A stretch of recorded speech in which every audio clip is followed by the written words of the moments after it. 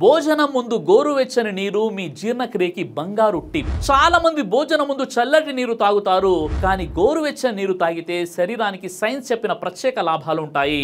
ఒకటి, జీర్ణక్రియకు స్టార్టర్. గోరువెచ్చని నీరు కడుపులోకి వెళ్ళినప్పుడు ఆహారం జీర్ణం చేయడానికి అవసరమైన ఎంజైమ్స్ ను యాక్టివ్ చేస్తుంది. కడుపు గోడలు సాఫ్ట్ అవ్వడం వల్ల ఆహారం సులభంగా కరిగిపోతుంది. ఇక రెండు, బరువు తగ్గడంలో సహాయం. వెచ్చని నీరు శరీరంలో మెటబాలిజం వేగం పెంచుతుంది.